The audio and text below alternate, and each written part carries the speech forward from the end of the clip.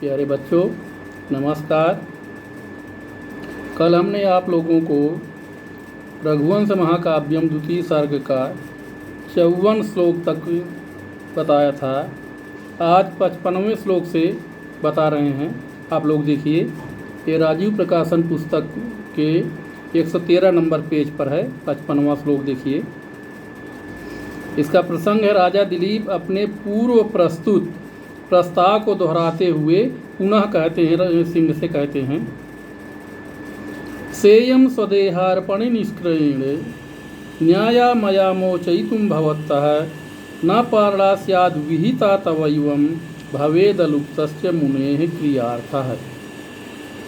बच्चों, इसका शब्द विभाग देखिए। सा इयम देह अर्पण निष्क्रियेण न्याया मया मोचयितुं भवतः न पारणा स्यात् विहिता तव एवं भवेद अलुप्तः च मुनेः क्रियार्थः। शब्द विभाग हुआ। अब अन्वय देखिए अगले पेज में। सायं मया स्वदेहार्पण निष्क्रियेण भवतः मोचयितुं न्याया एवं सति तव पारणा विहिता न स्यात् मुने क्रियार्थः च अलुप्तः भवेत्। सा इयं मया, वह सा माने वह, इयम माने यह नंदिनी गाय, मया माने मेरे द्वारा, स्वदेहार्पण निष्क्रियेण अपने शरीर का अर्पण करने से, भवतः माने आपसे, मोचयितु माने छुड़ाना ही, मया माने मेरे लिए, न्याया माने न्याय संगत है। यह जो नंदिनी गाय है मेरे द्वारा यानी मेरी शरीर अर्पण करके आपसे छुड़ाना, इसको आपसे छुड़ाना मेरे लिए न्याय संगत है। एवं सती, ऐसा होने पर, तव पारणा विहिता न स्यात्, तव माने तुम्हारा यानी आपका, पारणा माने व्रतांत भोजन, विहिता न स्यात् विहित नहीं होगा यानी नष्ट नहीं होगा, आपका भोजन भी हो जाएगा। और मुने क्रियार्था च अलुप्ता भवेत्, और मुनि वशिष्ठ की क्रियार्था है माने कार्यों के लिए अर्थ देने वाली, यानी दूध दही घी वगैरह इत्यादि सब देने वाली देने के कारण मुनि का कार्य भी अलुप्त नहीं होगा, यानी मुनि का कार्य भी होता रहेगा और आपका भोजन भी हो जाएगा। एक बार फिर से देखिए। सायम माने वही यह नंदिनी गाय, मया माने मेरे द्वारा, स्वदेहार्पण निष्क्रियेण अपनी शरीर अर्पित करने के द्वारा या अर्पित करके, भवतः मोचयितुं माने आपसे छुड़ाना ही, न्याया माने न्याय संगत है।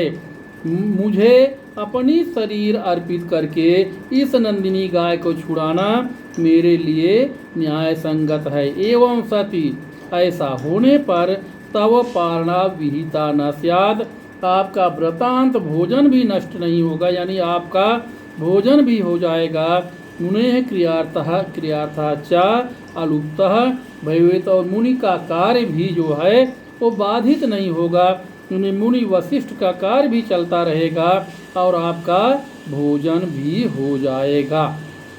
एक बार फिर देखिए।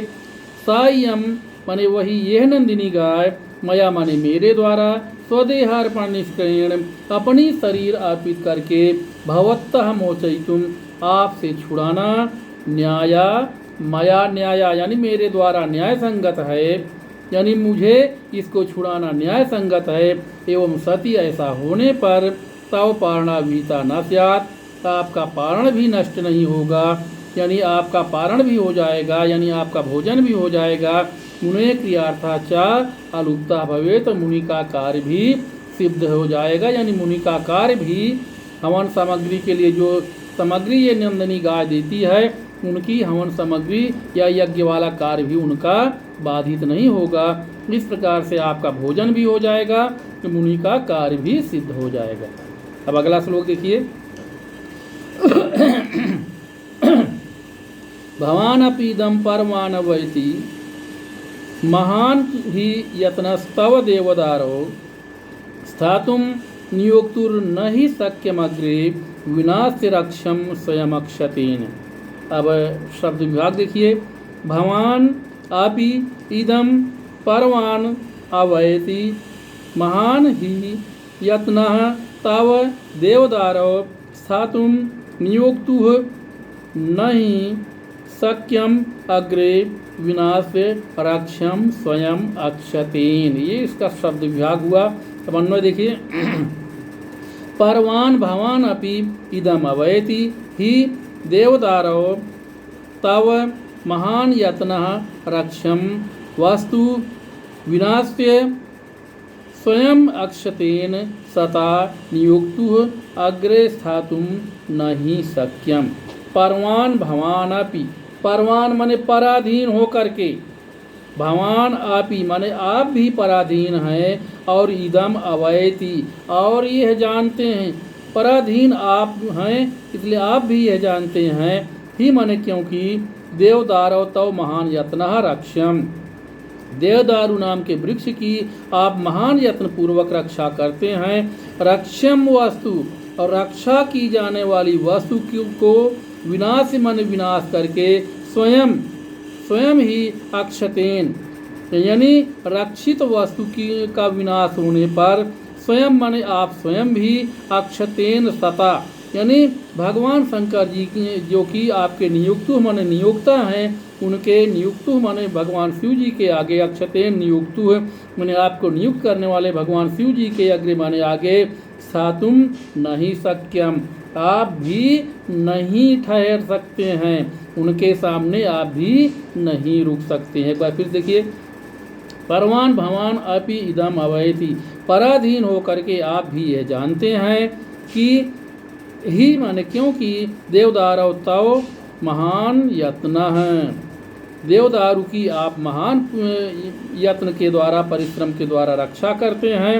रक्षम वस्तु यानी रक्षा की जाने वाली वस्तु का विनाश माने विनाश करके स्वयं माने स्वयं आप अक्षतेन सता नियुक्तु है, भगवान नियुक्त करने वाले आपको नियुक्त करने वाले शंकर जी के सामने अग्रे माने सामने स्थातुम नहीं शक्यम आप भी नहीं ठहर सकते।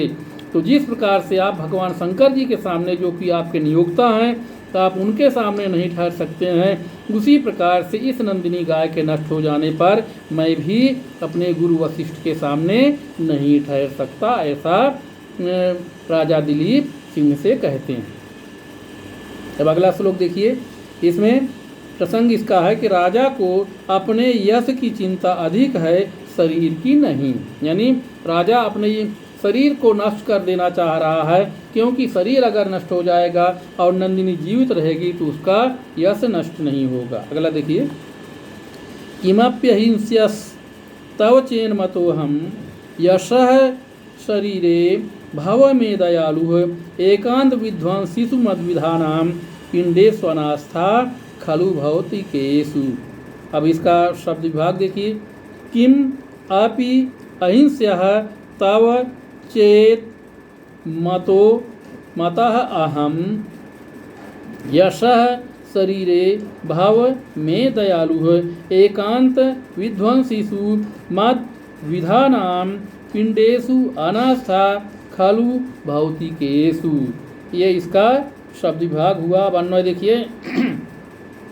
किमपि अहम तव अहिंस्यः मतः अस्मि चेत तर्हि त्वं मे यशः शरीरे दयालु भव मद्विधानाम एकांत विध्वंसिषु भौतिकेषु पिंडेषु अनास्था खलु भवति।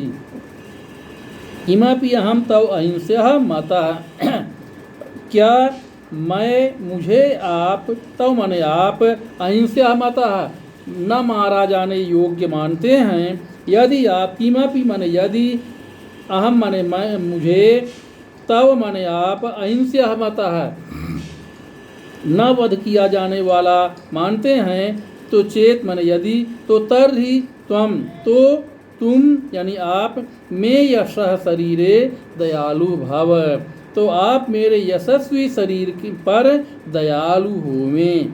क्यों? क्योंकि मद विधानाम एकांत विध्वंसिषु, यानी मेरे जैसे लोग एकांत विध्वंसिषु माने अवश्य नष्ट होने वाले भौतिकेषु पिंडेषु माने भौतिक पिंड पर अनास्था खलु भवति, खलु अनास्था भवति, वास्तव में आस्था नहीं होती है। एक बार फिर देखिए, किमपि अहम तव अहिंसा मतः, क्या आप और यदि आप मुझे अहिंस मानते हैं या वध किया जाने योग्य नहीं मानते हैं, चेत माने यदि आप मुझे वध करने योग्य नहीं मानते हैं, तर्हि माने तो, त्वम माने आप, मैं यशः शरीरे दयालु भाव, मेरे यशस्वी शरीर पर दयालु होवें।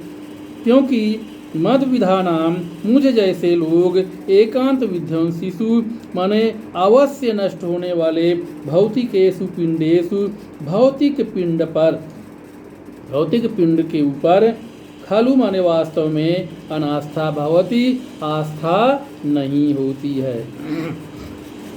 एक बार फिर से देखिए, किमपि अहम तव अहिंसा मतः, क्या आप यदि आप मुझे अहिंस मानते हैं यानी वध किया जाने योग्य नहीं मानते हैं, तर्हि माने तो, त्वम माने आप, मैं यशः शरीरे दयालु भाव, मेरे यशस्वी शरीर के ऊपर दया करें या दयालु होवें। क्यों?